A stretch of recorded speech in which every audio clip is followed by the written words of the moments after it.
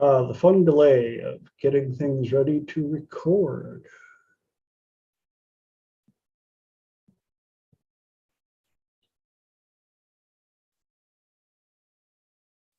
And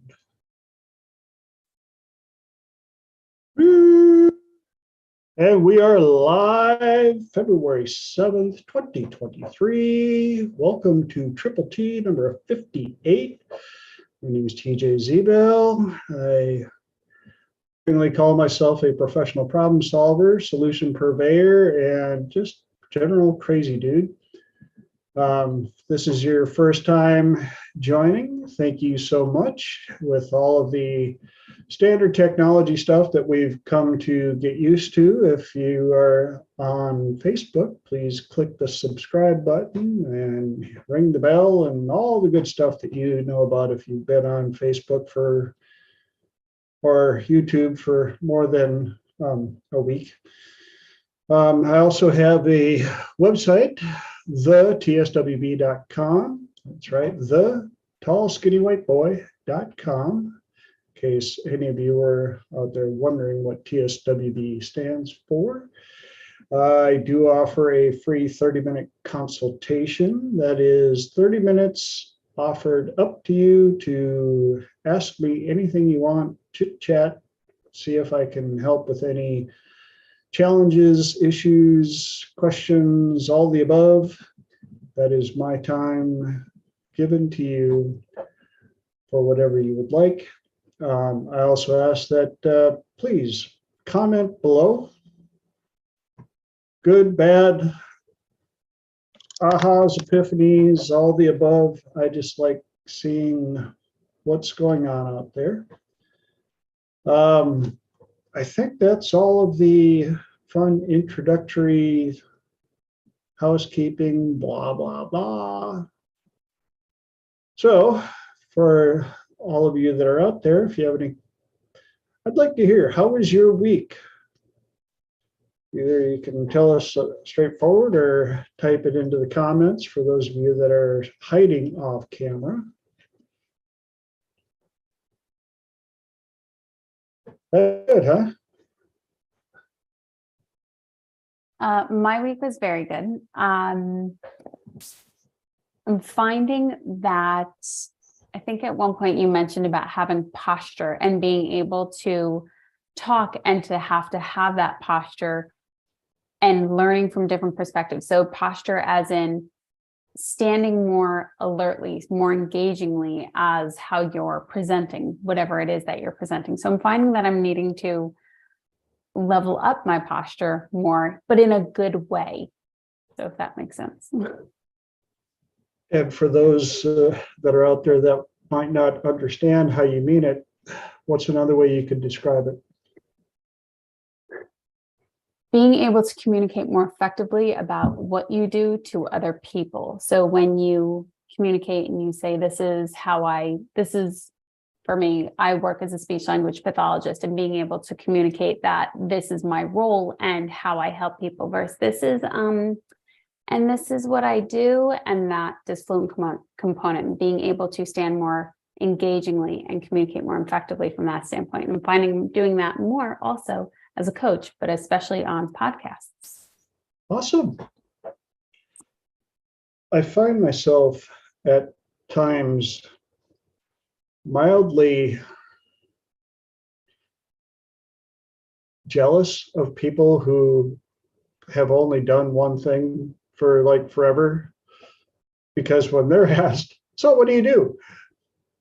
Well, I do blah, blah, blah, been doing it for 20 years.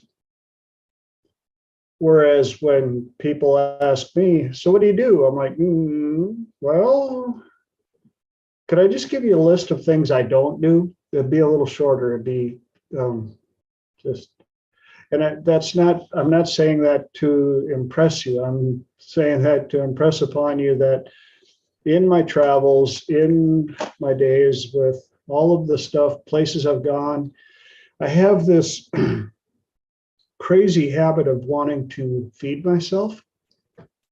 And I prefer to sleep indoors whenever possible, at all times.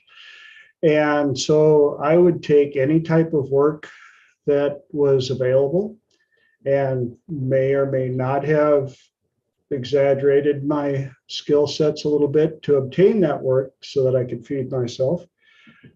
Usually followed with, when they say, well, do you know how to do this?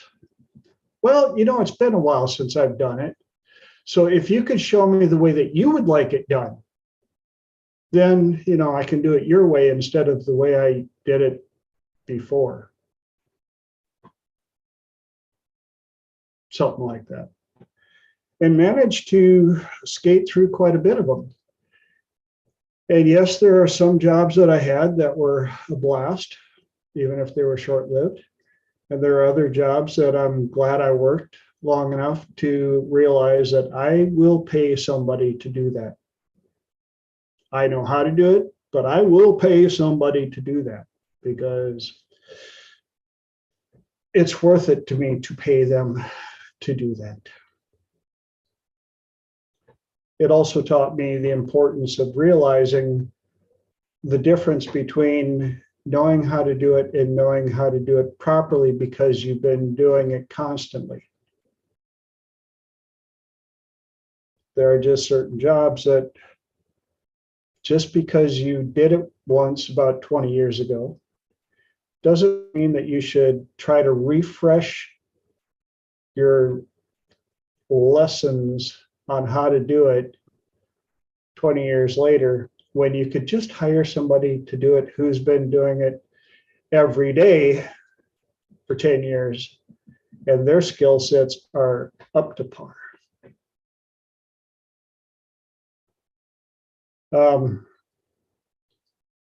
That was a fun little school. What else you got? I'll jump in and just kind of say what you just said is exactly what I needed to hear sometimes, because that's kind of what I'm working right now. But at the same time, I will say it's still a lot of fun. It's amazing how, even if I don't ever want to do it long term, everything I'm learning is absolutely fascinating the first time. And even just knowing how it works, even if I'm not the one doing it, is such a huge blessing to have. So, but yes, I needed to hear that. Thank you. You're welcome. It's also the reason why I tell people, if you have the time, the opportunity arises and it's affordable, learn almost anything possible. I joke tongue in cheek that if there was a class for underwater basket weaving, yes, you've heard this a million times, haven't you? Yeah, I would take it. People are like, why would you want to be an underwater basket weaver? I don't. But it's another skill set that somewhere down the line, somebody could be building something, or even I could, and I could go, if you weave it like this, it'd be much stronger. And people would be like, where'd you learn that? I took a class for underwater basket weaving back in the day. I feel like there's so many opportunities to learn, and our culture is very, after high school or after college, that's it. You're done. Like, congratulations, you've met all these goals and you don't need to learn anything else. And there's so much out there that I find that even when I think, I'm like, wow, I've learned so much. I'm like, oh, think of all the things I still don't know. That is one of the ironic double-edged swords of constant learning. It's like the more you learn, the more you realize how little you know. Whereas, like you said, the ones who just who knows the most on the planet? Teenagers and the ones that just got out of school. I know everything. Don't tell me that. I know. No, you don't. You might. No. Yeah. In fact, those are 3 of the most expensive words put together, I think, out there. I know that. Because as soon as you say that, even if the lesson goes on, you've already shut down a vast majority of your learning capacity. They've proven it, which is sad. I've seen it, and I've done it. Guilty. I know that. Go ahead. I often hate when I'm thinking somebody's talking and I'm like, yeah, I know. Yeah, I know. And I'm like, stop, just listen, because you hear it differently.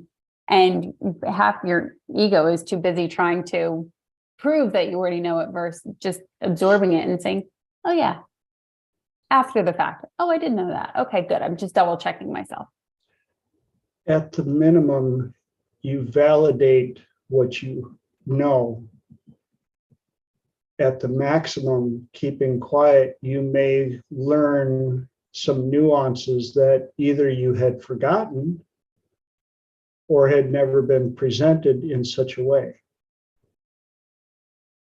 I've had that happen numerous times. Oh, I've seen this before. Wait a minute. Wait. What did you just do? This is how I do it. Wow. I never thought of doing it that way. I always did it the hard way. In fact, squirrel. Back home in Minnesota, where I grew up then, there was a gentleman that I know that had a house moving business. The type where they're kind of like, yeah, I don't want the house there. I want it 5, 10, 12 miles down the road. And that is backbreaking, dangerous.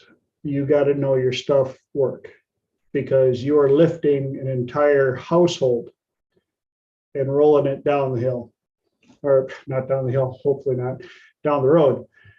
And he said that oftentimes he had troubles hiring help because he was always looking for the big, strong, thick-necked man named Gunther who could do the hard work. And that kind of work will wear you out in a quick hurry. And he said one summer he had to hire a couple of guys that weren't quite as thick-necked, weren't quite as motivated by the money to listen to him on exactly how it needed to be done. And one time he showed up and he got all mad because they weren't doing it the way that he told them to. And he was like, what are you doing? Why did you do it this way? And they're like, because it works and it's easier. And he was in a good enough mood to shut his ego up long enough for them to show him what they had done. And he said the biggest lesson that he got out of that wasn't just how to do it different, was that sometimes you have to hire people that are a little bit lazy so they can figure out an easier way to do something, which I thought was an ironic way of putting it. I've heard of that before, that people, they would rather hire somebody, to some extent, somebody who is lazy, because they will find a way to work smarter, not harder. Yes. I've been a member of the Work Smarter, Not Harder community for quite a while, and sometimes it backfired on me, but you learn things along the way. And it's also very good for problem solving skills, because you will reverse engineer how things are done to figure out if there's any shortcuts inside of it, which helps our community as well, because we're always trying to find ways to help people quicker, faster, easier. And sometimes we get downloads. ahas, epiphanies, and all those fun things. So, any other comments or input on that?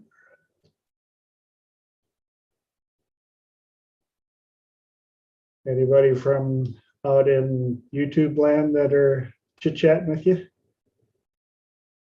The one thing that I was thinking, I would previously get stuck thinking that there's one way to do it. Like, what's the exact way to do it? And the download that I was getting over the past couple of days was there's so many different ways. There's infinite ways to do something. There's infinite ways to create things. There's so many that you can't even possibly come up with an actual number. And I found that to be very relieving, especially when I would think about, okay, well, how else can I look at this? How else can I resolve this? Which, rather than thinking I need to go to this person to solve it this way, or I need to ask these exact questions in this way to follow it this exact way, it just became much, much more expansive. And okay, well, what might be a decent way? What might be the best way for you? Period. End of story from that questioning standpoint versus looking constantly outward. It became much more intrinsic. That's why I'm such a proponent, and people will hear me preach about this over and over and over. At least 3 solutions to every event, situation, or problem that may occur. And it goes right along with, trying to remember who it was, if it was Seth Godin or somebody like that, was talking about one of the problems that we have is,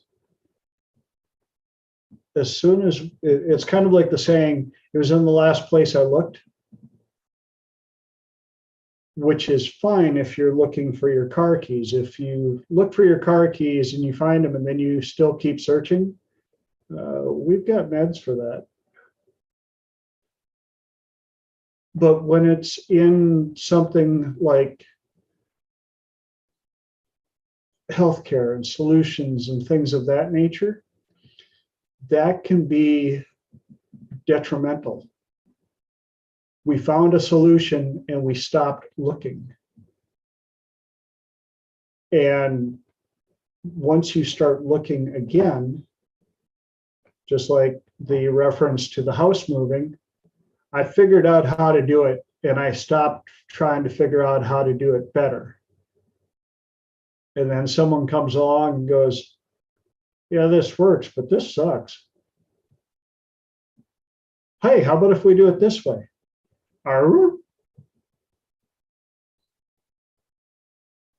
That's also why when I do corporate coaching and working with businesses,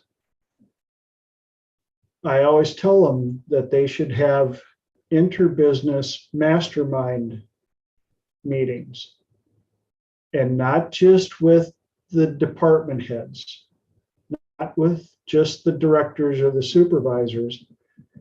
Bring in boots off the ground, because who's the expert? And oftentimes, more times than not, the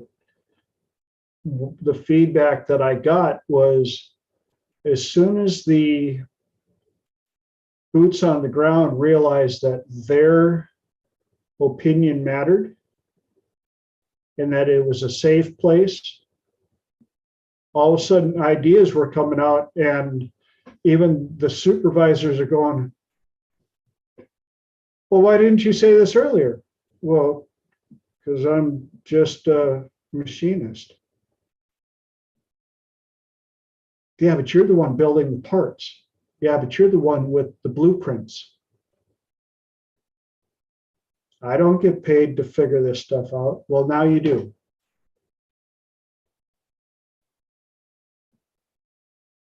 And that brings us 20 minutes past the hour. I actually, oh, sorry. No, go ahead, please. Yes.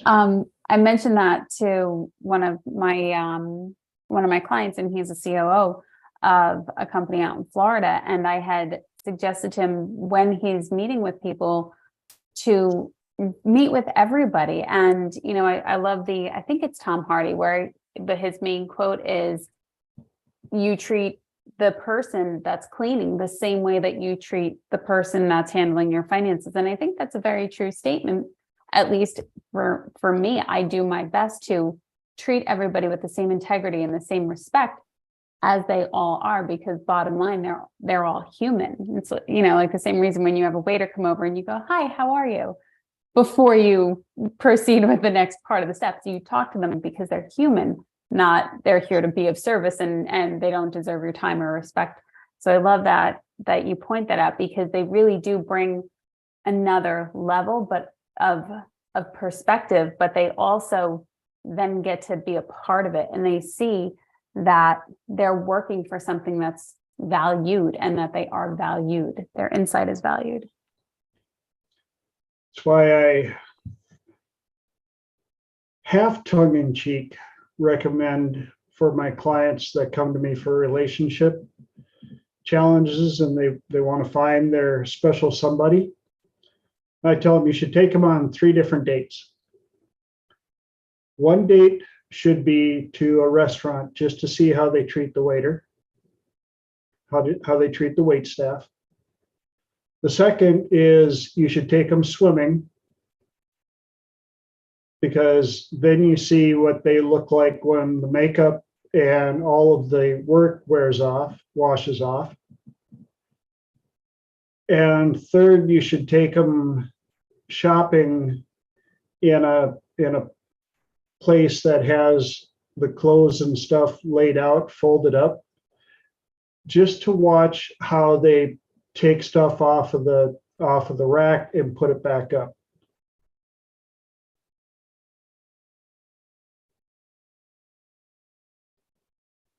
You'll learn a lot about people on those 3 dates.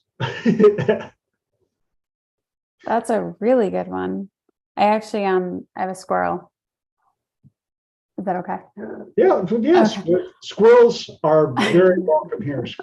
I've got as many squirrels as McDonald's has sold hamburgers. So I think that's over 1 billion sold, or yes. over 99 billion sold. That's what it says on the marquee. I came across this one thing on Instagram, and this person had said, and she was talking specifically about money and how people have conflicting beliefs about money. Sometimes they don't like it, sometimes they do like it, or it's great when it's coming in, but they get angry when it goes out.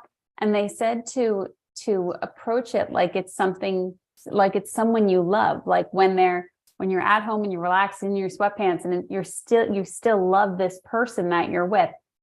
For money to treat it the same way, that you still are appreciative of it. You still recognize its abundance and it's all these other components of it, and to not have this negative connotation of it. And I thought that was a really interesting component.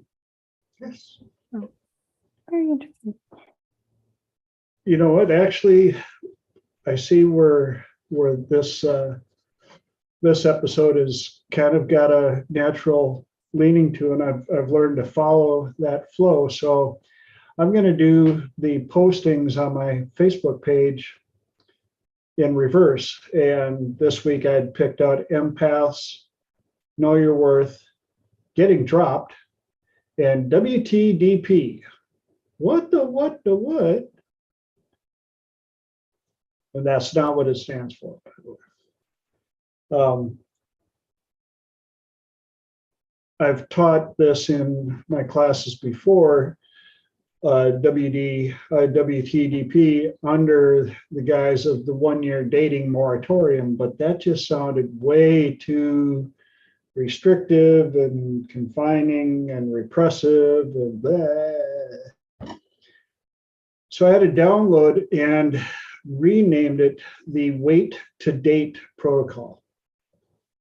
And one of my clients who came to me for, among other things, dating, She had a great marriage a number of years back, and very unfortunately, amazing husband got sick and passed away.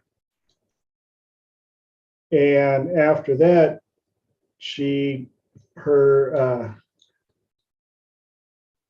her record with men has been pretty much narcissistic, less than positive, Richard Craniums, shall we say. And so we went through and we did a lot of cleanup and things like that. And I put her on the 1-year wait to date protocol. And even though I've had great success with other clients, I found out some of the stuff that I had missed. And through her ahas, I got a number of ahas. Yes. And what I learned is I have to explain that the 1-year wait to date, and I've explained this before, is it's not that you're not going out on dates. In fact, you are instructed to go out on way more dates because it's a year of exploration to find out and figure out your current values and criteria. I'm finding out that a vast majority of people, especially as they get later on in years, especially if they married early, they're still dating with the set of values and criteria from their teens and early 20s. Well, that's how they found the last couple of people that were candy-coated psychosis. Ugh. And so through different protocols, I refresh and open up their current values and criteria. Well, one of the things that I found through my client who was dating, she was eliminating so many potential dates because they weren't kings. They were 8s, 9s, 10s, maybe a jack every now and then. And I went, whoa, whoa, whoa, whoa, whoa. You're not dating to marry. You're dating for fun, experiences, all of the above, so that you can be testing yourself to see what values and criteria pop up, and testing them to see their values and criteria, learning how to elicitate values and criteria from them, learn how to hone your abilities to do the trifecta, echo talk, 3 magic questions, values and criteria elicitation.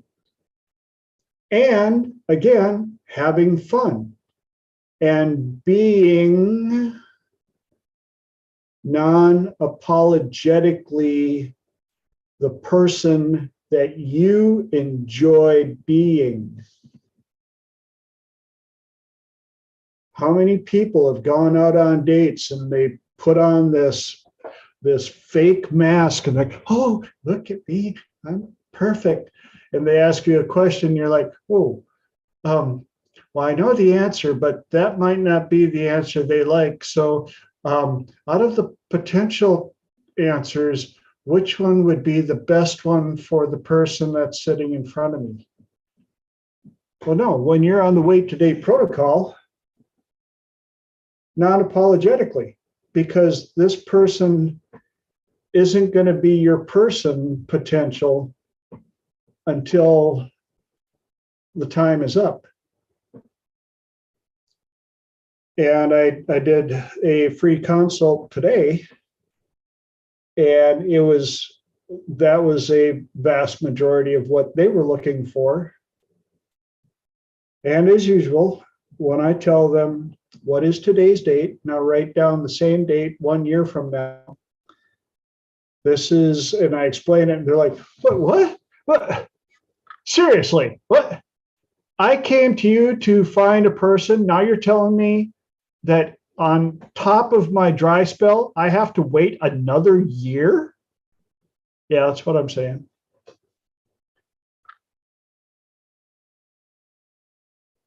But look at it differently, and I reframed it for her. You have 365 days starting today to have the most possible fun as a single person that you have left. She was all bummed out because her job gives her some really good time off. And she said she has every single one of her vacations for the last 8 or 9 years. She's ended up going on them alone. And I said, yeah, that's a really sad way to describe it. And I've been on vacations by myself. I won a 7-day cruise for 2 and could not find someone to join me. Not one. So I went on it by myself. And I had as much fun as I could.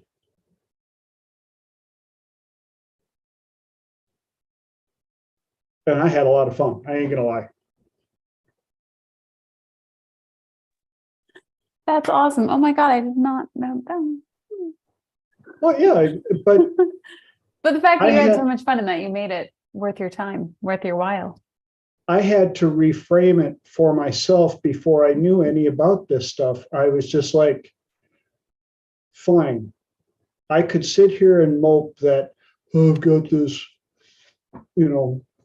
free vacation. Nobody wants to go with me. Oh, this sucks. Poor me. I suck. Nobody wants to be with me. Eeyore. I was like, you know what?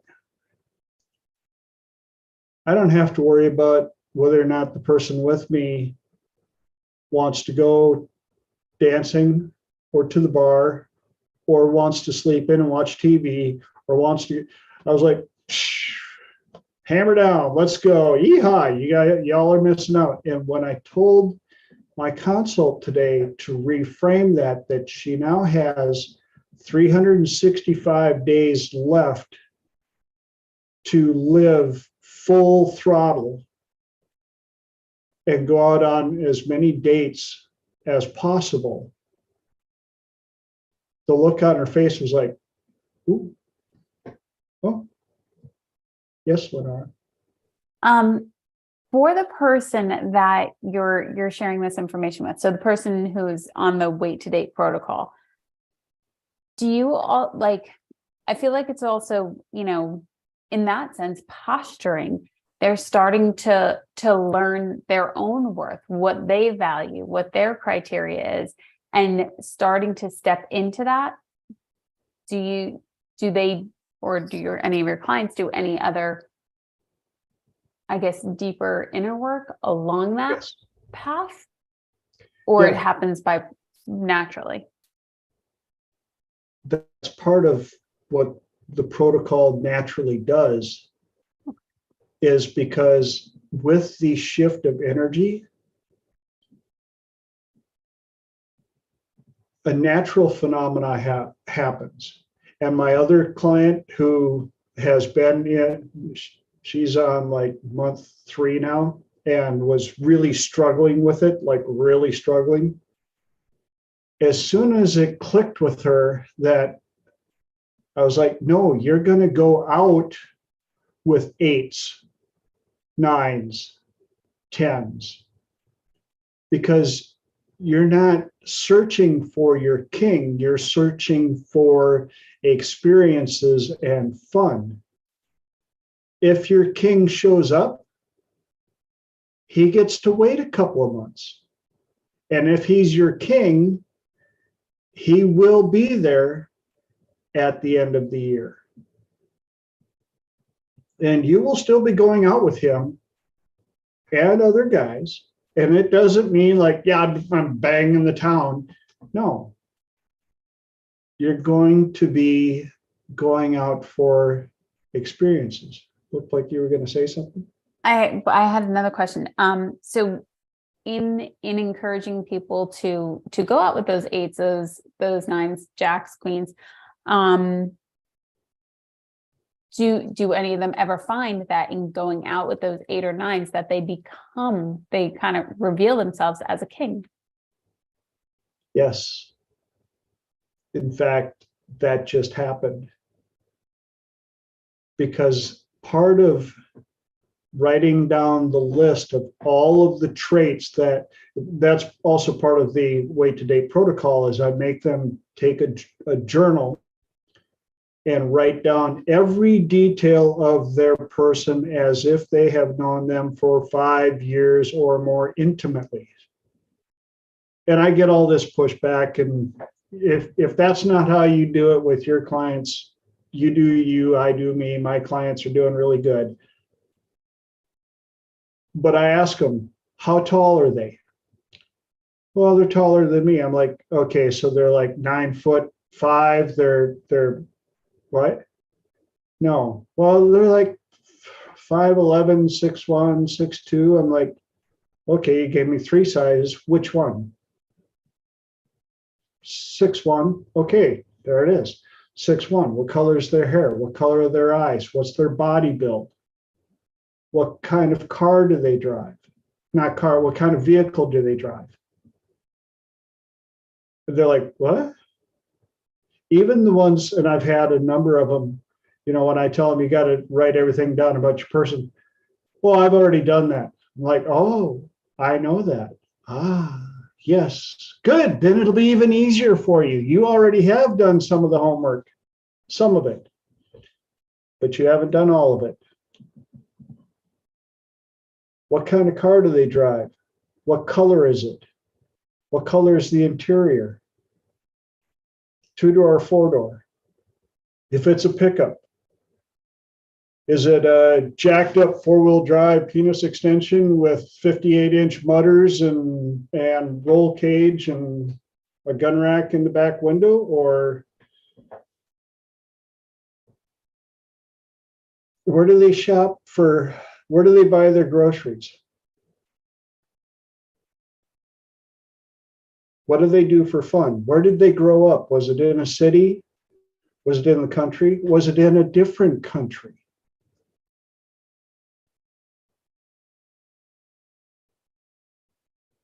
Big family, little family. Details, details, details, details, details, down, down, down. What kind of shoes do they normally wear? What kind of work might they do?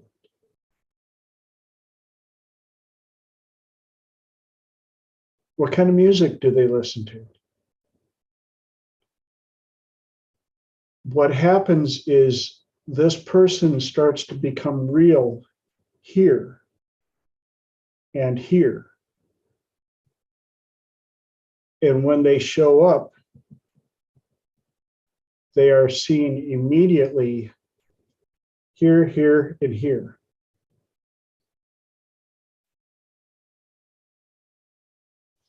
The other part that was just validated monstrously by the other client who finally got it when I explained that she will be going out on many, many dates. she will not be in an exclusive relationship until the end of the protocol. Finally got the aha. Oh, so it doesn't matter where they rank as until the end. I'm like, yes. So she redid her online dating app. And it's funny because she's in her mid 50s, already got her kids, divorced long enough. That's all done and gone. And prior to this, she'd had a profile on a dating app and had been contacted by a guy that was very visually appealing to her and had a lot of good traits, good job, all the above, until she found out his age. She's like, oh, and he wanted to go out with me. And I was like, no way, you're my son's age. And I went, oh, is he like over 18? Well, yeah. Okay, so he's legal. Well, I said, you're not going to marry the dude. How old is he? Well, he's 33. I said, so he's the same age as your oldest son. Well, yeah. I said, well, that means a different thing when you're 25. When you're in your 50s, it doesn't matter if the guy is 70 in great shape and wants to take you out and treat you like a queen, or if he's 33, found out that he caught his wife cheating on him, they got divorced, and he was a little gun shy and found her to be extremely attractive. So she puts up another profile thinking she'll never find him again, and he shows up again. And she clicked on it. Well, this weekend, or last Friday, she was like, you know what? I'm not looking for my king right now. I'm looking for experiences. And this dude checks off over 90% of her list. And when she looked, she realized that her list did not include the guy's age.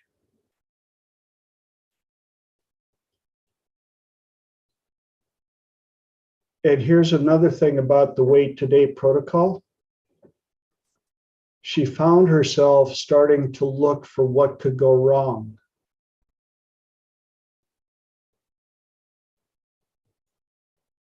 And when she caught herself doing that about 4 or 5 times, each time she went, wait a minute.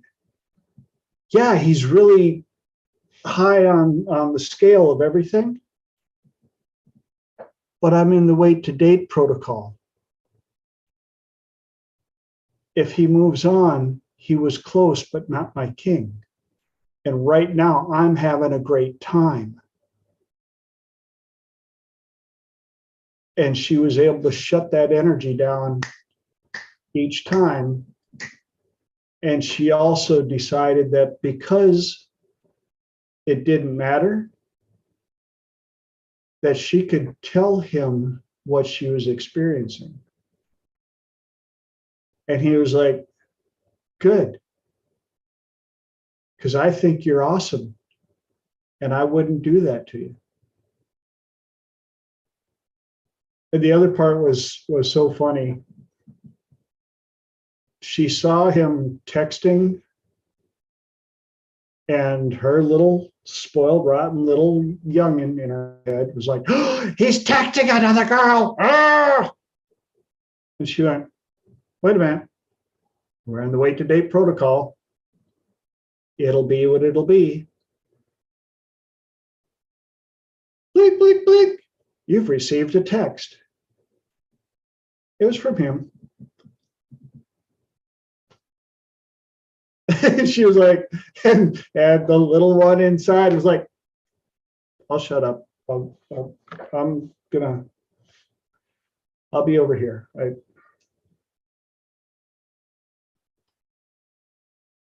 So again, that's some of the amazing ahas. The other topic that segues right into it is getting dropped. And this came from Vin on one of his talks. And in this day and age, as we have learned, especially on social media, where everybody's feelings are rice paper thin, and we get offended at anything and everything, he pointed out that he had mentioned that he was enjoying a particular podcast. And all of a sudden, a whole bunch of comments came in like, oh, I'm going to have to unfollow you now. I don't like that person. And oh, if you like them, I'm going to, And he goes, I looked at it with love and compassion and realized if that's all it took,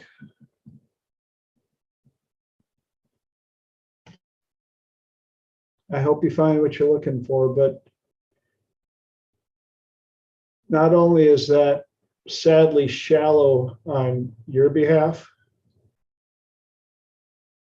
I'm not shallow enough to lose sleep over it, because if that's all it took, you probably shouldn't be in my tribe anyway, because I'm sure something else would have bummed you out.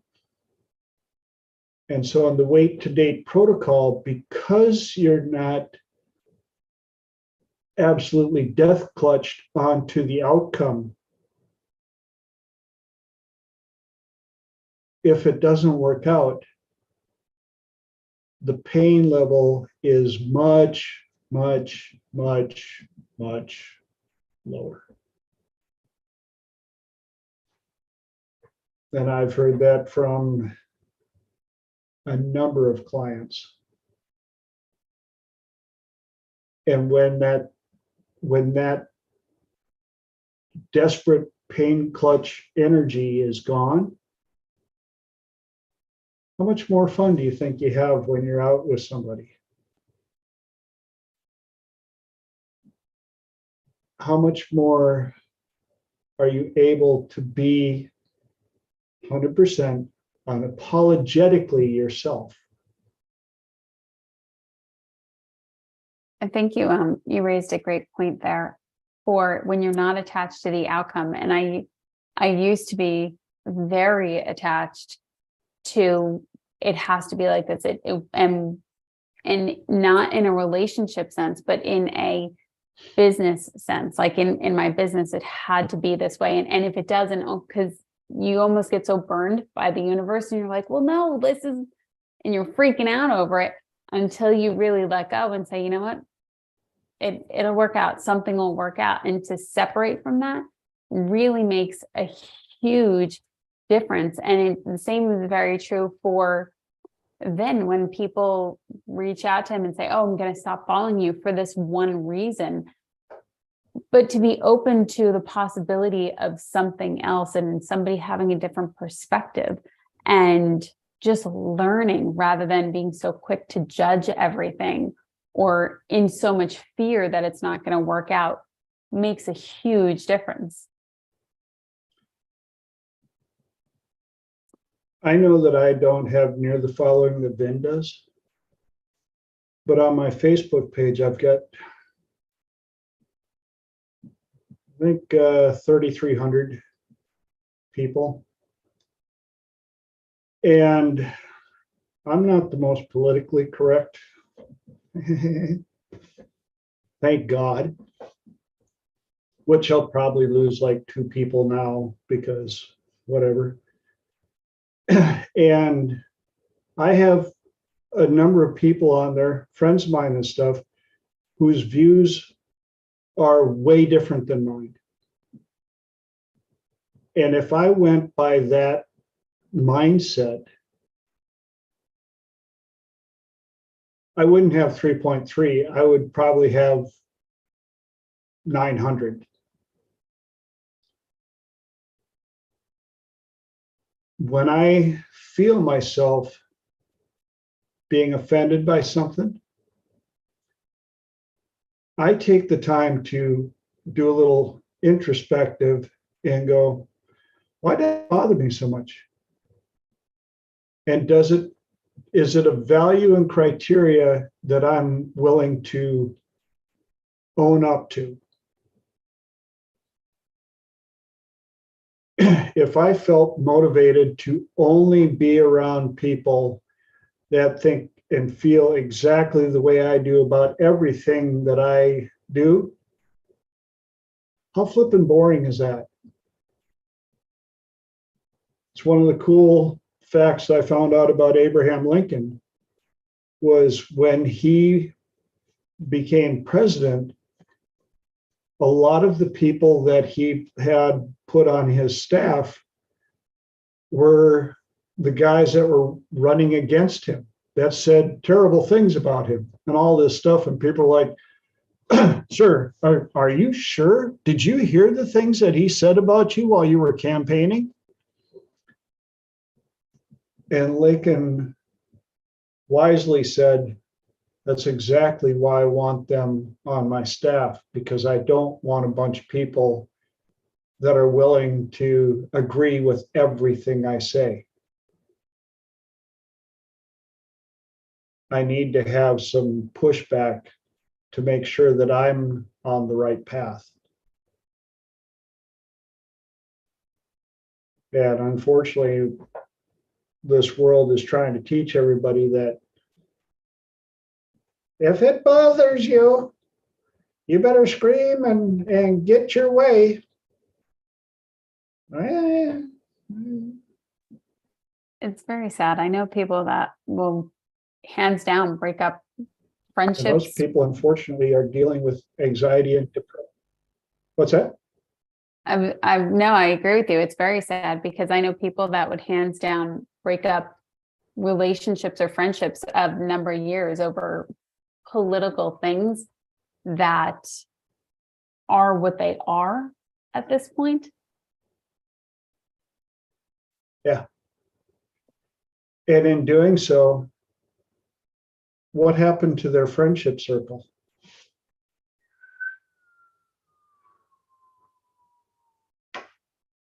I've only got 2 people that I like. Well, that sucks. Maybe you should do a little soul searching and realize part of the problem might be you. Well, people are hard to meet. Yes and no. Yes and no. I mean, if you're living on a deserted island, people are a little hard to meet. If you're living out in the middle of wide open space, Montana, and your next neighbor is 8 miles away, and the next neighbor beyond them is another 10. Yeah. But if you're living in any type of suburban city area type whatever, there are people around you every day, and then it can come down to choices and communication skills. And I realized that the last 3 years have been a little bit more of a challenge. But people are getting past that now and having to learn how to rebuild relationships, relearn how to enjoy spending time around human beings, and being in the presence of other people. And a lot of that comes down to choices as well.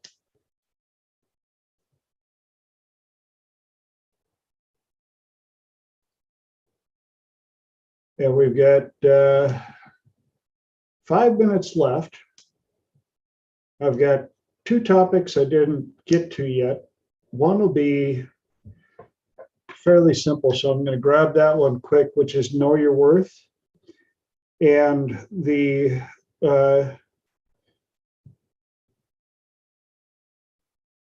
intro to know your worth is a story.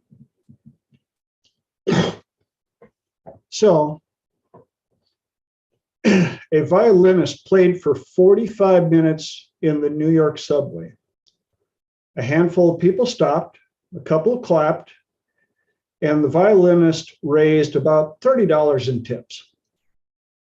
No one knew this, but the violinist was Joshua Bell, one of the best musicians in the world. In that subway, Joshua played one of the most intricate pieces ever written with a violin worth $3.5 million.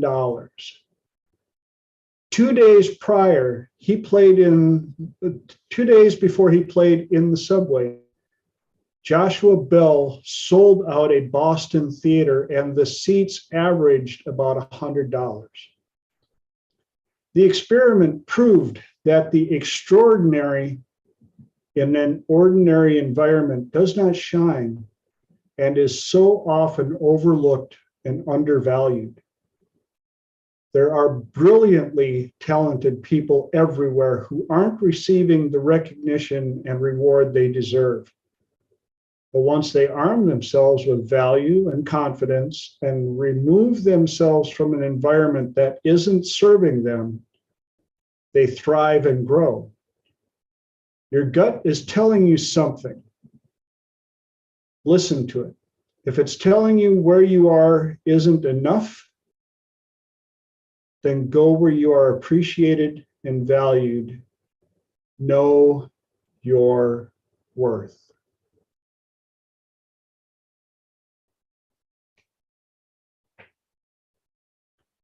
I've seen this story a number of times. And while some of you are processing this, I'm going to read it one more time because the first time I read it twice to let it sink in.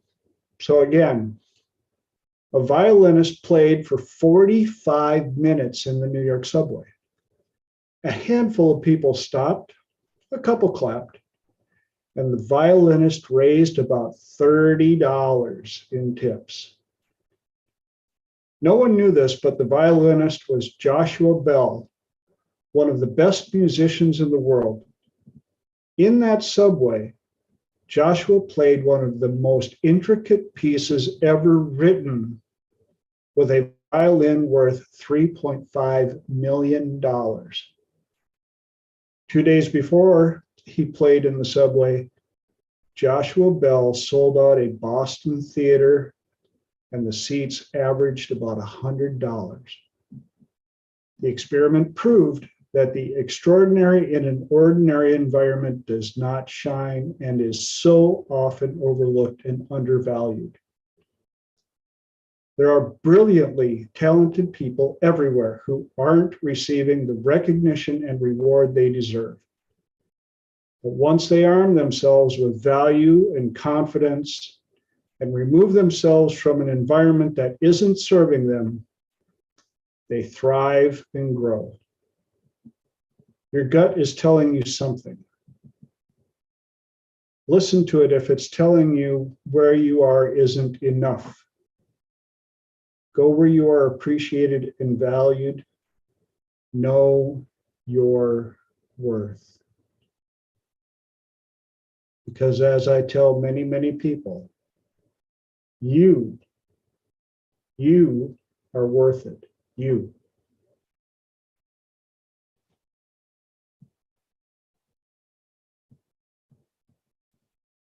So dare. And a quick little quote from a song by Tesla out of the chorus. It's not what you got, but what you give.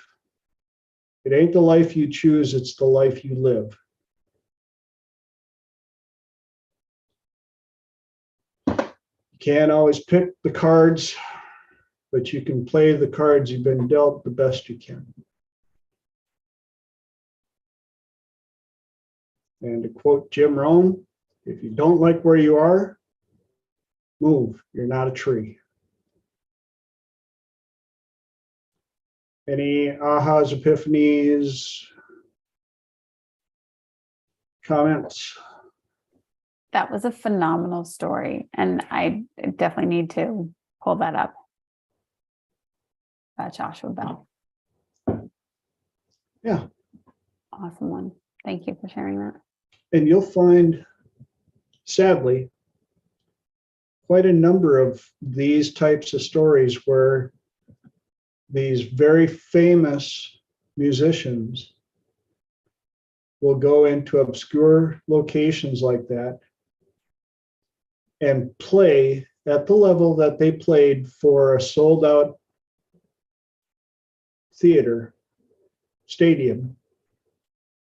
And because they're in an obscure location, people would simply walk by and go, isn't that nice? Kind of loud though. I'm trying to talk on my phone. Could you stop playing that $3.5 million violin? Come on. I mean, And on the happenstance, which apparently it didn't happen there, what if one person recognized what was going on? Just one.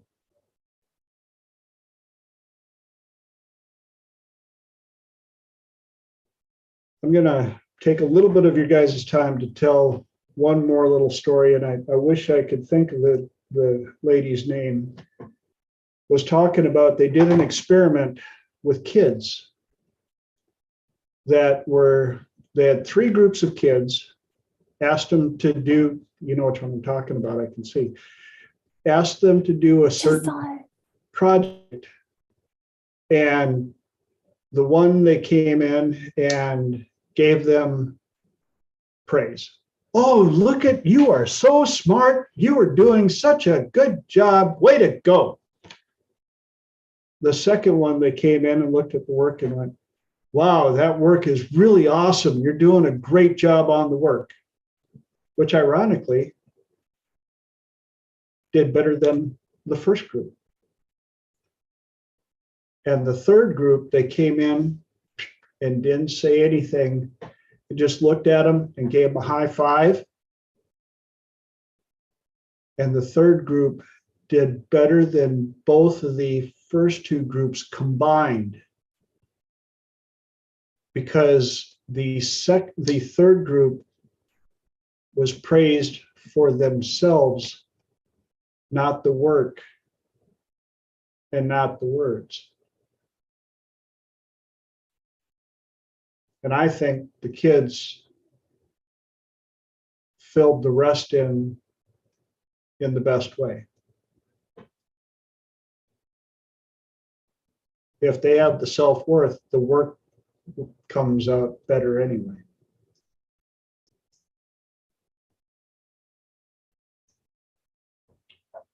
And that brings us 4 minis into your guys' hour. And for those of you that are watching for the very first time or watching the recording for the very first time, I decided when I first started this 58 episodes ago, that I would go exactly 2 hours to respect your time. The first hour, I would just open up my brains, throw them out on the table and share parts with you. The second hour would be your time, because I don't want to be a speaking bobblehead here of just listen to me, listen to me. So if there are any topics or questions or things that you would like addressed, this is your hour. Bring it on. What can I help you with? What questions do we have? Don't be shy, because I've learned that I can sit here and the silence is deafening for 2 minutes while you guys are being respectful of everybody else trying to go first. So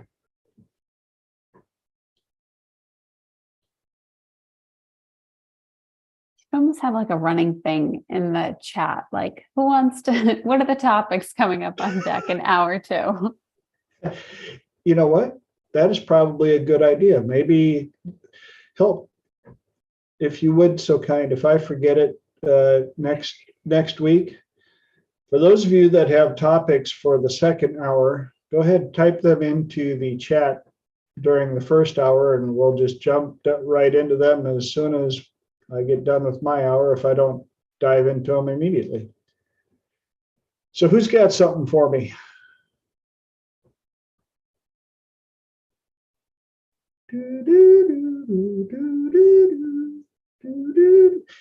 Better hurry up before I get flagged for copyrighted music.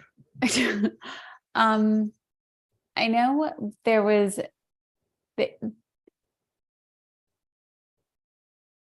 I talk really well. Talking about the different perspective of how people can say values and criteria are used for good, and how people can say values and criteria are used for bad. I like having to, on some things I might not have the best feelings about, depending on what it is, but I find that I often have to reframe it. How else might I see this? How might I see this for good? How might I be able to describe this to somebody else in a different way and point out the characteristics for good? I'm trying to think of something specific, because at one point, you know, even in some of the other recordings from other people, you'll hear people say like values and criteria came out of this category because they were trying to do this, versus this is a really good way to help people get what they want and to help them decipher if you are able to provide them what they are looking for. And in typical Triple T fashion, I always leave space for anybody that's on the call live that has the ability to chime in to give their answers first, because I like to learn and see other perspectives as well. So if anybody has any input on this, you're welcome to.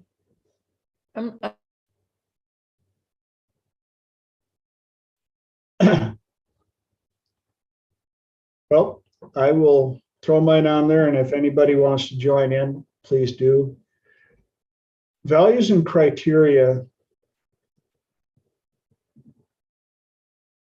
I constantly tell my clients and students, are neither good nor bad, they are. Values and criteria are the building blocks that create every choice, everything that you do. And again, neither are good or bad. It's more intention and desired outcome. One extreme example that I've used is, I think for the most part, we can all agree that Hitler was not a nice person. However, one of his values and criteria was he loved art. Now you could argue, yeah, and he stole a whole bunch of it, He also protected and saved a lot of it that could have been completely destroyed forever. Now, that's a very dramatic swing back and forth on either side of values and criteria, with a certain person being good and bad at the exact same time. Same can be with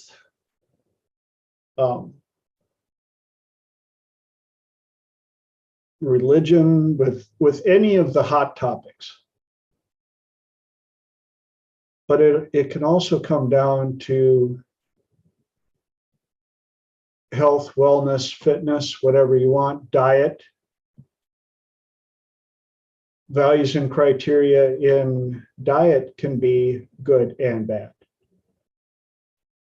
depending on the extreme it's taken to, the desired outcome. Are the values and criteria strong enough to make somebody act upon it? Just because you have certain values and criteria and you agree with people does not mean that your values and criteria will be strong enough to get you to act upon what you know you should do. Any input on that? Just how it can go from it is what it is, and how it can go from not good to bad, just in that extreme sense. Like even just now you said, when it comes to diet and exercise or something like that, it can go to an extreme, so that there is positive and less than positive, or positive and negative, whatever you want to call it, good and bad, tied to everything. Everything. Yeah. Every single decision that we make has at its root foundation values and criteria. I think I heard this week that said everything good that ever was, something bad was from that root of it. Does that make sense? That's the duality of everything. Yin and yang way of looking at it. Okay. And kind of a dark way of looking at it, but still. And ironically, I could tell you that comment was based on your values and criteria. Of course. But again, same with, to do a quick reference back to wait to date protocol. The more you understand about values and criteria, and especially values and criteria elicitation, which allows you to recognize and see the matrix of values and criteria, the easier it is for you to evaluate your own. Here's somebody stand on this topic. How does that make me feel?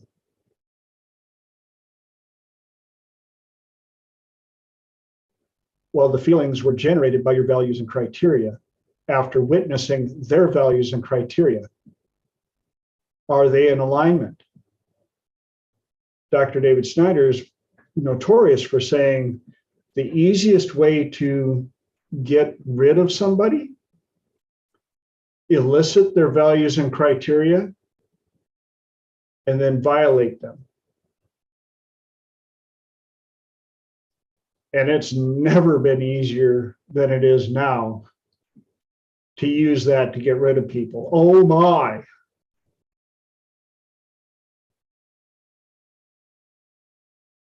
Back in the day, of course, oh, you hurt your feelings? Get over it. Oh, it made you cry? Suck it up, buttercup. But now it's almost like you've been offended. Well, we're going to glorify you because, you're in touch with your feelings. But some of it is simply that, nothing more than that. My feelings. So that's all I got on that. No, that's a lie. I've got a whole lot on that, but I don't want to burn up a whole hour.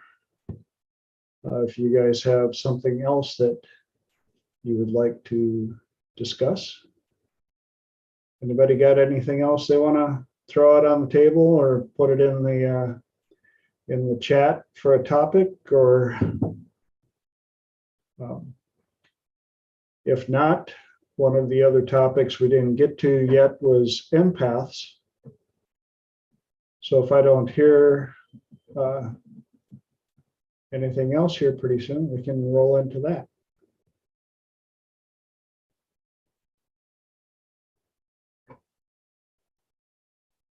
Okay. Then empaths, this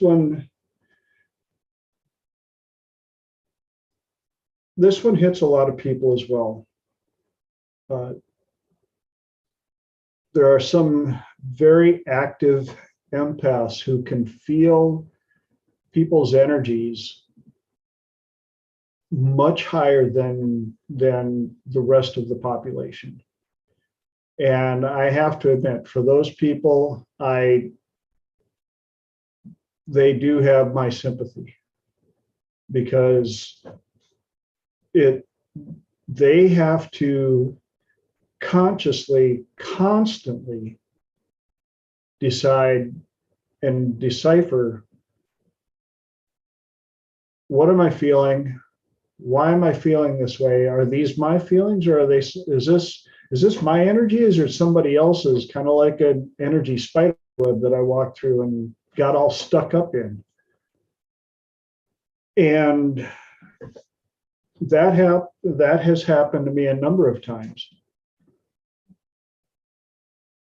As such, there are certain people that you will recognize, especially if you're a very strong empath, you will recognize that there are a number of people that you just can't be around, because their energy is so caustic and sticky, I'm going to say, that you inevitably have a higher percentage of getting it stuck all over you. And then you're going through the rest of the day trying to get rid of it. And it can be exhausting. Like I said, I've got a few people, and if you're watching this and you're wondering if it's you, probably not.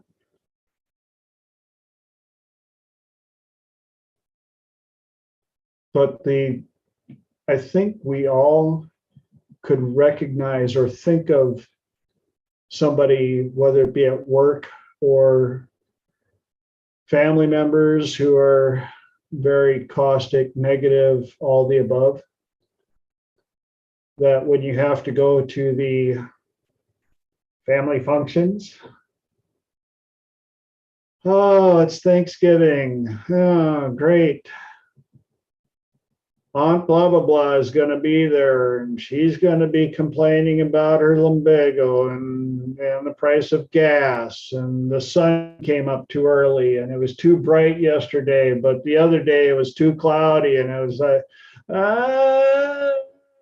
and about 30 minutes into it, you're the one ready for a couple of Prozacs, 3 shots of tequila, and yeah.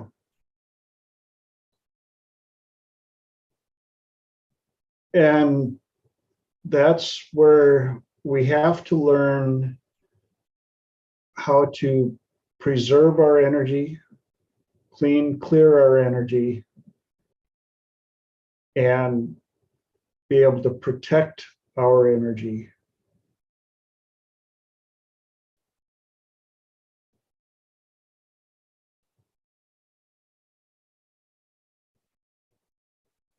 Trying to find that mute button. I was getting there. Yeah. So how do you know the difference between being an empath or simply having a low tolerance for putting up with stuff like that? That's a very fine line, isn't it? That is a very fine line, because I started to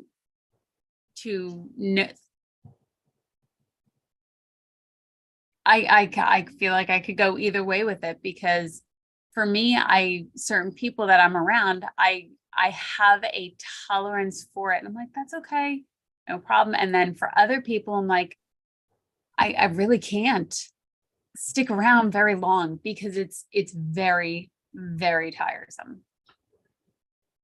One answer was brought to me by a squirrel running across the road, and it was recognizing the energy when they don't even talk to you. If they're in the same room, even if your back is to them and you can feel it, if that happens quite often, even with strangers, you're probably much higher on the empathy scale than the majority of people. Okay. For those of us that aren't high on the empathy scale, but have people that we simply sometimes cannot be around, that could be a values and criteria violation situation as well, Okay. where they may have violated your values and criteria so many times that you're at a point where you're like, don't say anything, just shut your mouth. Because every time you open it up, you say something stupid that violates my values and criteria, and I just want to throw a punch. And I think that might be where it is, unfortunately. Yes. Because they'll often be very dismissive in any type of the fact that you don't get on the bandwagon and bash along with people, or that you're simply quiet, or that you try to reframe. You can't do anything right because it's not matching them. So you're almost like your tolerance level is just really, okay, fine. Can I go yet?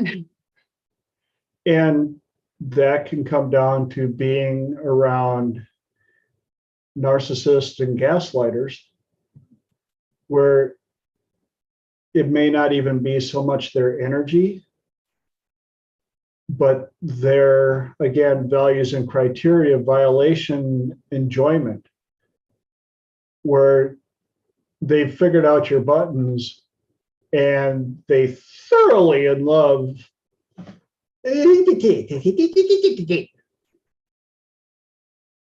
And who are some of the worst ones? Family.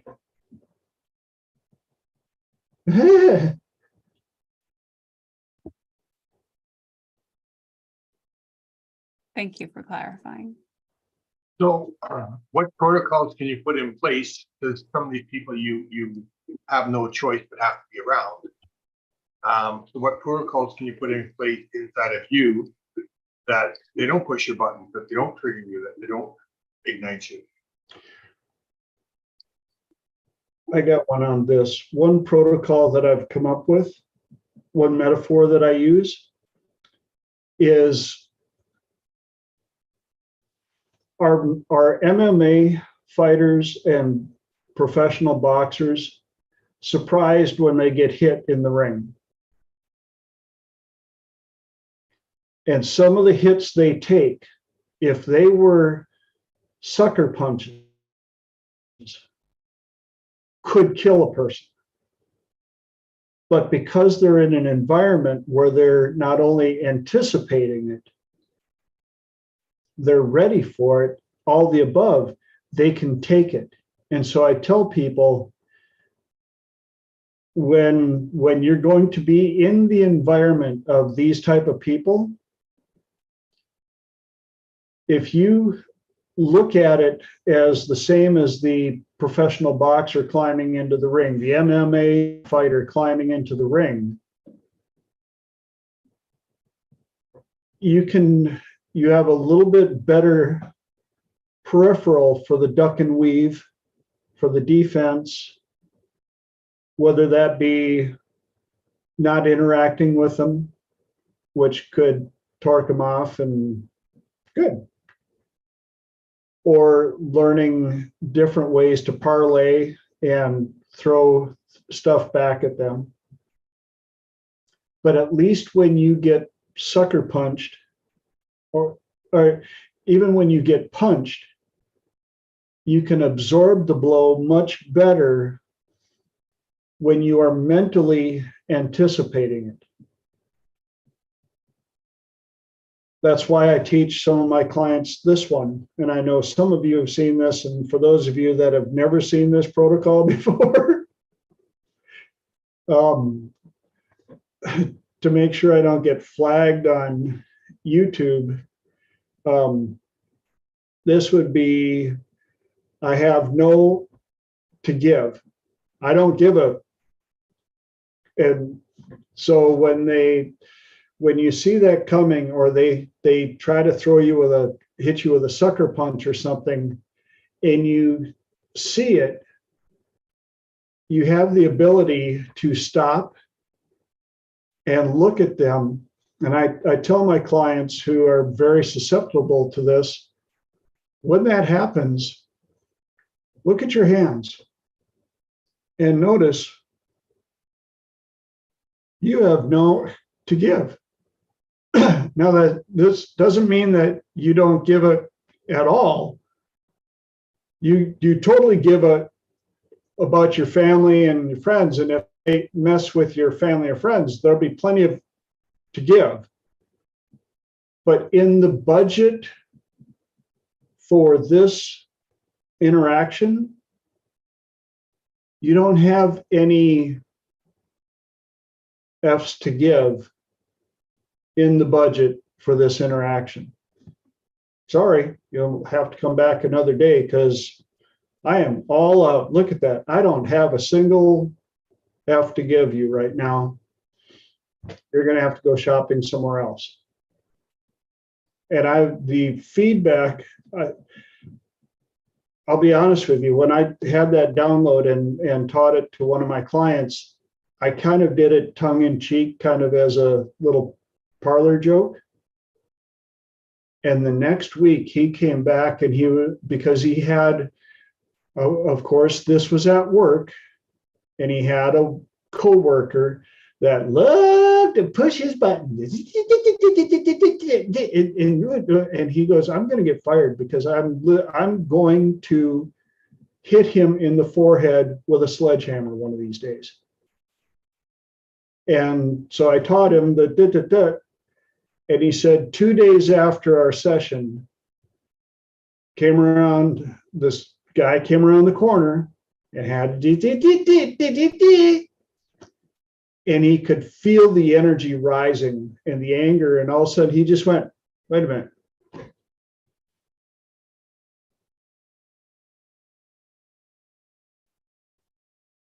And walked away. And he said they had one of those little corner mirrors because it was in an industrial building. So when the forklift comes around, they don't kill people. And he said he just happened to glance up, and the guy was sitting there looking at it like, what just happened? And he said, it was the first time he was able to walk away without any of that energy coming with him, because he realized he really had nothing in the budget for that interaction. Elijah, you had a question, a comment? Hello. There you are. I like that second one much more than the first one. The having no to give. Yeah. Down in the budget, I like that much more. The first one, about the environment of a boxer or an MMA fighter, I'm not really a fan of that metaphor, if I have to be honest, because the underlining presupposition is that there's some kind of, like, one of you is going to win and one of you is going to lose, and you're trying to take each other out. It's a confrontation. So I don't like that metaphor. Just to share a couple of things that I use in just little strategies. Yep. Firstly, if somebody does something that I don't like, I immediately say to, I've done this for about 2 years now. I immediately say to myself internally, silently inside my head, I just say, I'm better than that person. Right. And instantly it just kind of puts a calming kind of way. I'm better than them because I would never do something like that. I would never say something like that. Therefore, I am better. And as soon as I'm better, then I'm also bigger. And if I'm bigger, then it's easy to walk away, right? It's easy to not engage that. The other one, I've forgotten it. We just had it a second ago. Hold on, we'll come back. Squirrel. Yeah, come back in a sec. One thing that your squirrel must have ran over to my street. I have an advantage in that being I'm 6'4", and one of the things I've taught, and I'd forgotten about this, I'd taught a couple of other clients, was if you could envision them shrinking down to about 3 inches tall, and you're 7 foot tall, it's much easier to look at them and go, oh, you poor little thing. Kind of bordering on smurfing. Yes, Yeah. bordering on smurfing, where you're just like, oh. And one of the other things that I've taught my clients is environment. If the same things were being said to you by a homeless, drunk meth head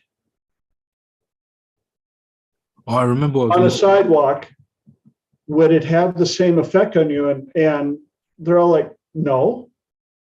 I said, because it's not the words, it's the energy that you attach to it because of who said it.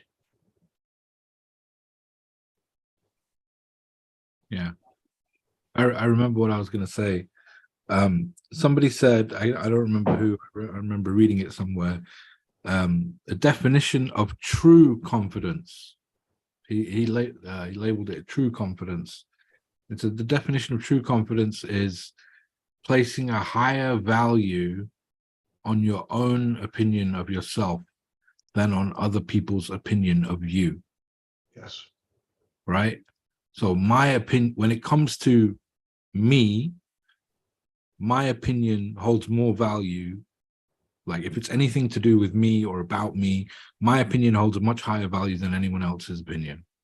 Mm-hmm. So once you kind of get into that mindset, you know, nobody can really like put you down or send an insult your way, because it's just like, yeah, who is this person? Like even, and again, like I know it's hard sometimes, especially with family and stuff. But if you remind yourself that I'm better than that person, and you kind of say, well, my opinion of me is more important than their opinion of me, then you won't get rocked so easily. Yeah, right. That's what I wanted to say. Thank you. Yep. Linda. I got 2 ways of dealing with that kind of stuff. They're both kind of fairly new for me, and I like it a lot. One way is if I'm dealing with someone who I know, and this is someone who consistently, gives me trouble or pushes my buttons or treats me in ways I don't like. Well, I recognize the fact that the only reason they're doing it is because they get a reaction that they want. And if I don't give them that reaction, this entire behavior cycle is going to come to a halt. So I just walk in ready, and I can go just completely neutral and just deal with the facts of what was said, not the tone or whatever. I'm not defending myself. I'm not getting angry. I'm just explaining, okay, that's not right. And I just explain it, and it shuts down that reaction remarkably quickly. The second one, and this is a little more on the metaphysical side, and this is more for people that I don't know.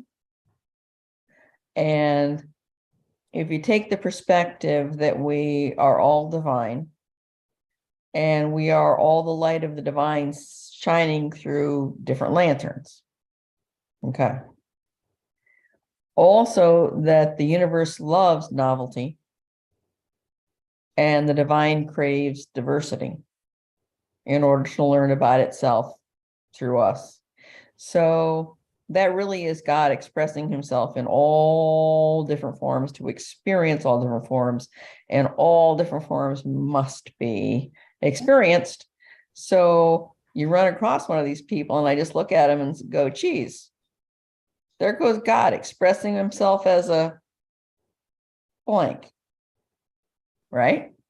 So that, and I actually said that out loud one day, and some lady was standing next to me and she says, well, what did you say? And I explained it. I said, listen, the universe loves diversity. We are all divine, and God's very curious. And so he's going to express himself through every single permutation there could possibly be. And that was one of them.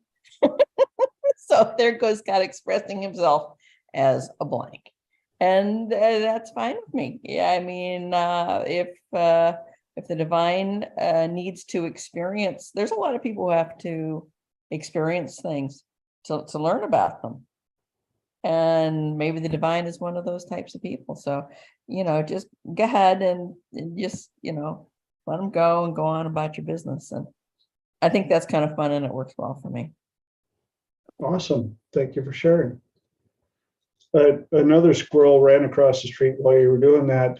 And one of the things that I've asked people that have had, we're just going to say, problematic interactions with people, I'll ask them, so sounds like there's a story on the other person's behalf. What kind of day were they having? And a lot of people are like, well, I don't know. I said, well, if you could imagine them having an absolute horrendous day and you walked into their storm, whether it was your fault or not, you happen to be in line for the fury.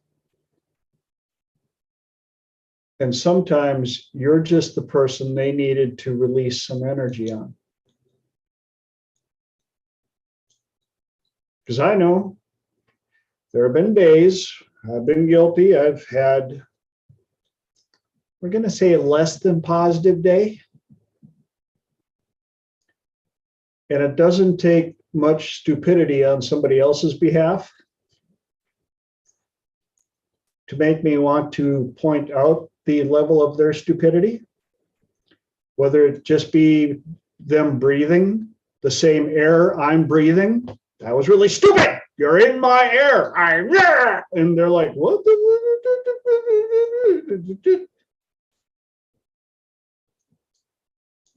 But when I ask people that have had that handed to them, and I say, well, what if you just simply gave them the benefit of the doubt that they were having a standing in front of the rotating oscillator with a truckload of feces dumped on them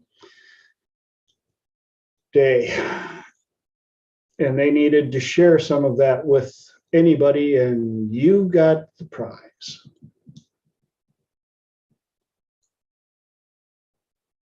And it's funny how many people, when they look at it at that perspective, are like, oh,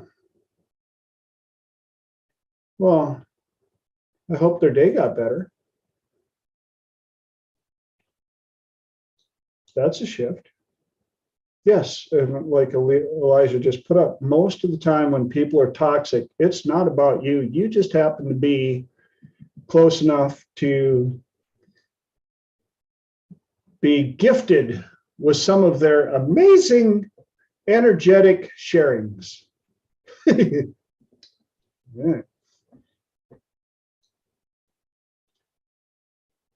Anybody else got anything to add or? Thoughts come up in our mind from the void. This is my belief. The void is a place of nothingness and everythingness all at once. Okay, so they come from this place and they pop up in your mind. Now, they can pop up in your mind randomly and without warning, and they can pop up in your mind based on an experience you just had. Like somebody says something toxic to you or does something toxic towards you, and suddenly you have this thought. But here's the thing. Just because you had a thought does not mean that you have to follow that thought. Right? Now, if you completely ignore the thought, that is also a mistake, because anything you completely ignore is going to persist and it's going to eat away until it gets the acknowledgement that it wants. So once a thought comes up, you acknowledge the thought. Oh, that was a thought I just had. But once you've acknowledged it, you no longer have to follow it, because it is satisfied that it has been acknowledged and therefore is now free to leave and go back to the void where it came from, and it will no longer bother you. But if you resist the thought and kind of like, oh, I'm not gonna get angry, I'm not gonna get angry, I'm not gonna, and it's gonna eat away and it's gonna demand expression, right? So I got this actually from Eckhart Tolle, right? I was reading some Eckhart Tolle, he's brilliant, and he said, just because you had a thought doesn't mean you have to follow the thought, right? So you have the thought, you acknowledge, I had this thought, and then you just let it go. And that's the easiest way to let it go, is to just acknowledge that I had this thought, I had this feeling, you know, and then just, it will disappear as quickly as it came once it has been acknowledged. Thank you. Thank you. Yes, Frank. If you actually stop when somebody's ranting at you and say, it sounds like you're having a really tough day, it usually shuts them down real quick too. Mm-hmm. The other one that I've used is, it sounds like there's a story behind this. Are you okay?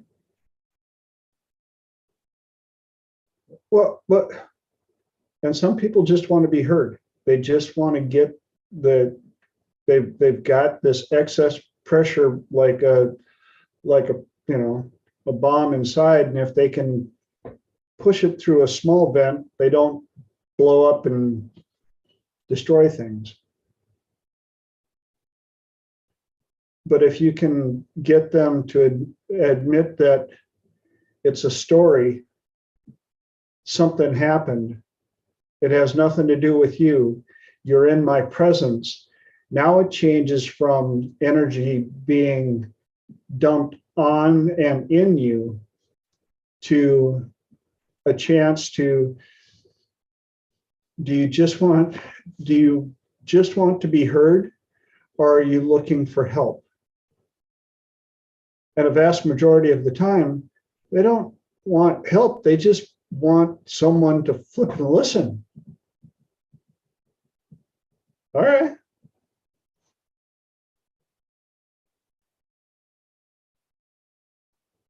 I'll listen.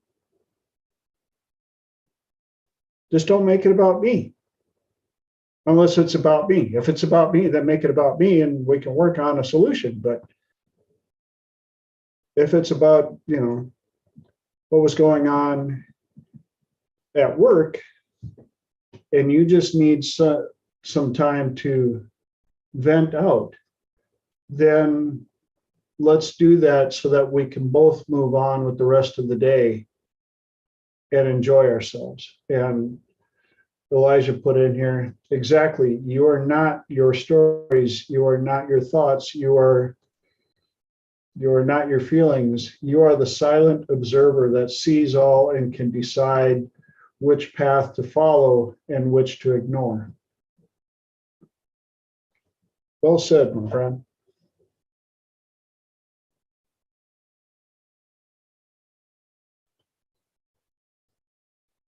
And we got 15 minutes left in your hour. Anybody else got anything you want to throw in?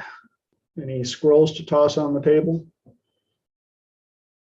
And no animals, no squirrels were harmed in the filming of this webinar. I think Yes. squirrel juggling could be quite a fun sport. Okay. Linda? The subject of emotions has come up twice tonight. And some time ago, I don't know, year or two, I read something or listened to somebody who said something and it made an awful lot of difference. And what they said was, emotions are your own way of communicating with yourself. Your feelings are in self in terms of what you're thinking about what's going on. And that made an awful lot of sense to me. I mean, I know that things have been turned a little bit upside down lately, and it seems a lot of times that other people use their feelings as weapons to control others. Yes. Well, that's nothing new. That's been going on forever, but it's been sort of institutionalized as of late. But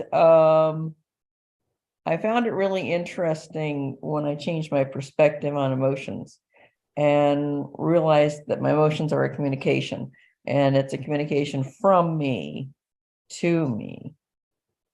And it really doesn't have anything to do with anybody else. Great way to look at it.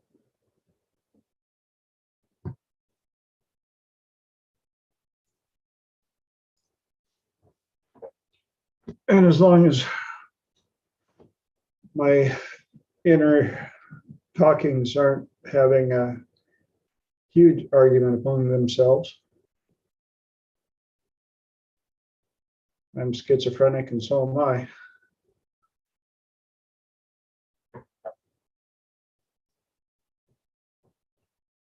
Anybody else quick? If okay, so emotions are letting you know where you are at a given point about everything. Then who's the angry person inside that's getting upset that you feel that way? Well, if I'm angry, that's my cue to stop and go, why am I angry? Is it because I'm not getting my way? Is it because I feel, I've been treated unfairly? Is it because I'm frustrated because I can't make progress? Is it because, so then I can start working through, why am I angry? Am I angry at the situation? And am I angry at myself? Am I angry at that other person? Am I just, is it a whole bunch of little things added up together? Is it just this one thing that pushed a button? And if so, why does that button exist? So the emotion then is my cue to me to break the situation down and understand what's going on with me that caused that emotion. And then I can make decisions. For instance, if this is someone who is pushing my buttons and they consistently push my buttons, and that's why I'm angry, then I can adapt, learn how to not let that person push my button, or I can adapt me and figure out why that button exists and deal with it. I mean, I've got options then. So the emotion is stimulating me to think about what's really going on and why. That gives me options for solutions. Okay. Interesting. Thank you. You're welcome.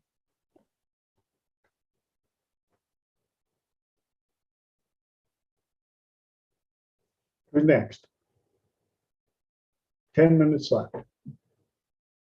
Yeah, I just want to say I agree completely. It's they're like a guide, you know. If everything's happy and everything's, you know, hunky-dory and you're content, then that's a sign that, you know, you just keep doing more of what you're doing.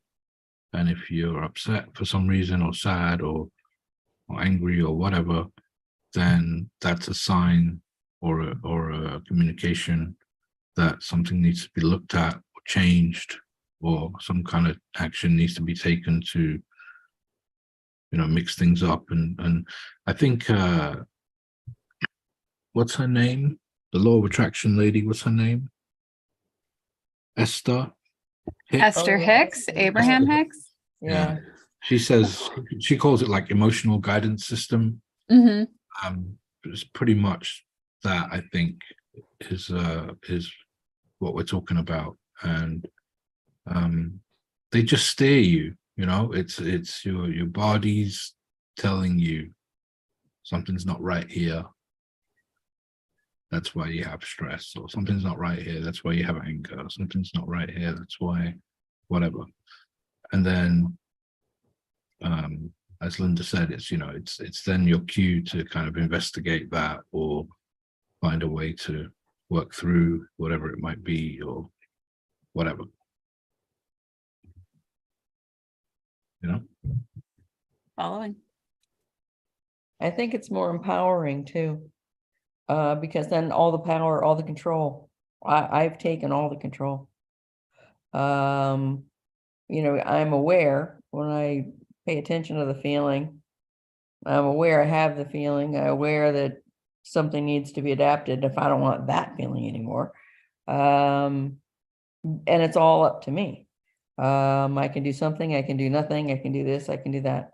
And I guess in a way, I kind of almost sort of feel bad for the people that think that their emotions are the cue for somebody else to change, because it's a formula for constant frustration.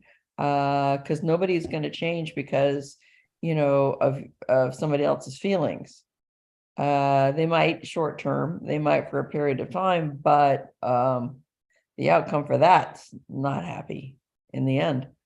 So I think it's a way of taking back control and understanding myself, and then I have a better map for going forward. Yeah, I think I might have said this before, so if you heard me say this before, I apologize. But I think that the feelings that are generated from external sources, they always net to zero. So, for example, you know, like if you get a puppy and you're really happy about the puppy and you feel lots of love because you have this pet, this companion, and, you know, all the joy and everything that you have throughout the life of the dog will equate to an equivalent amount of grief and sorrow when the dog eventually dies. And so it nets to zero. Right? This, if you know, you get a new outfit or something and it makes you feel confident, you know, and whatever, and you feel really great, then when the outfit no longer fits, or if someone spills wine on it or something, you're going to feel upset and frustrated equal to the amount of confidence and happiness you had when you first got it, and it nets to zero. But the happiness and the contentment and the feelings that you generate from within yourself, that's yours to keep. And that's why it's important to understand that, you know, especially when it comes to like relationships and stuff, that it's not your job to make the other person happy. It's not their job to make you happy, right? But you're a team and you support each other, but your own happiness should not depend on something that is external to you. It should come from within.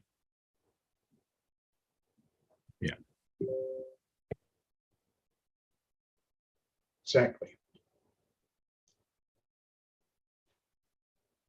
Yeah, I don't know about that, Elijah. I gotta, you know, because that's like, you know, the puppy.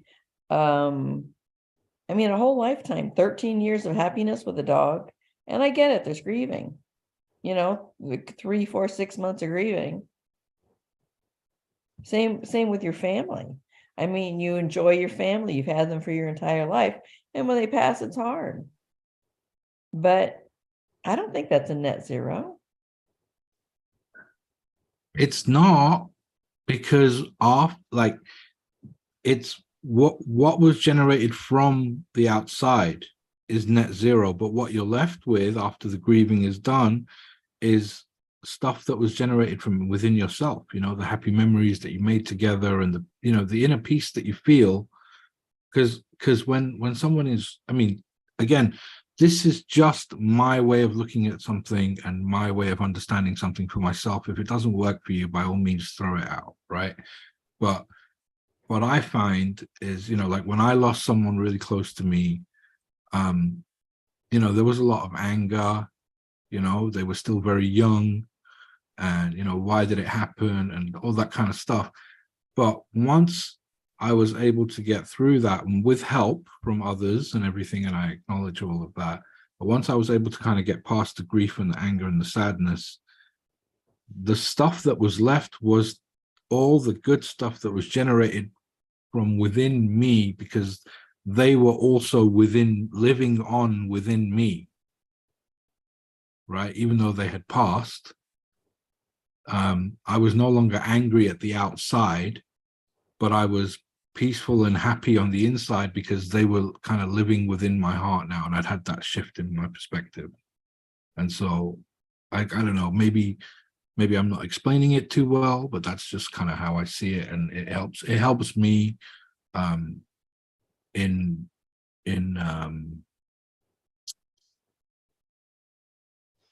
trusting my happiness to myself. This whole thought came up because when you said, you kind of have more power, you have more control, because it's empowering that you realize that the emotions are your guide, and therefore that it's all coming from you, and that's just what reminded me of this, and that's why I said it.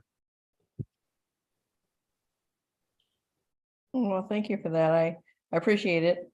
And no, I really can't make it make sense. Sorry, it just doesn't compute.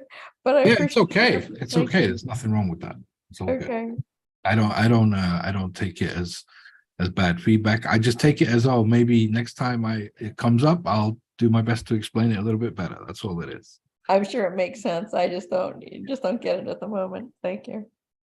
Well, a squirrel ran across when he was talking about that, and the way it struck me was, it's almost like, my interpretation is the amount of pain generated by losing is in correlation with the amount of happiness created on the front side.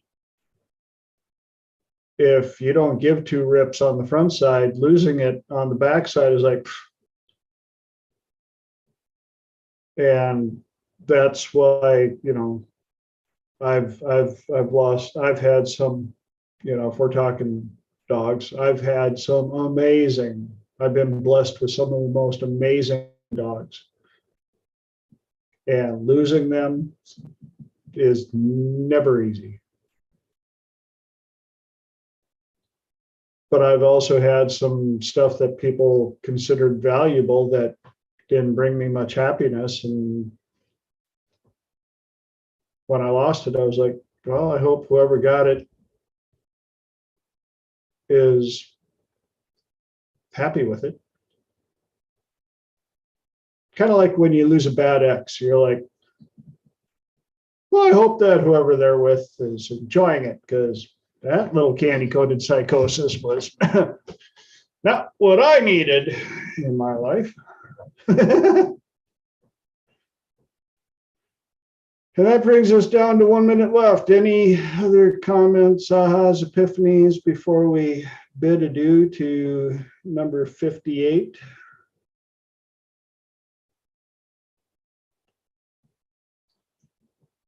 Then I guess this is back to my chance to thank you all for investing your time with myself and all of the rest of the people.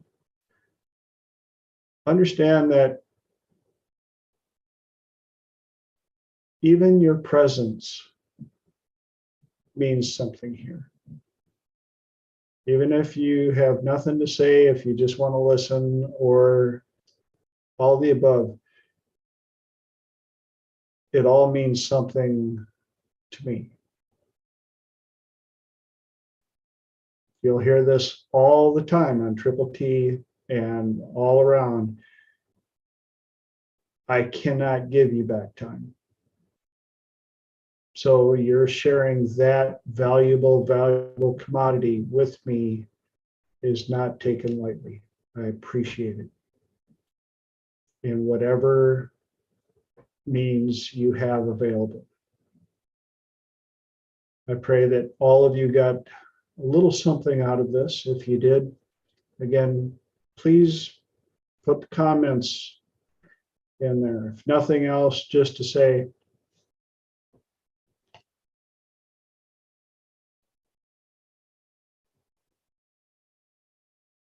and I hope to see your faces in 7.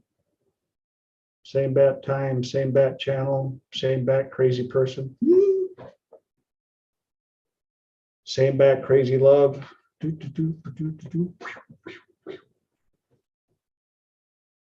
Because I do appreciate every single one of you. So, until the next one,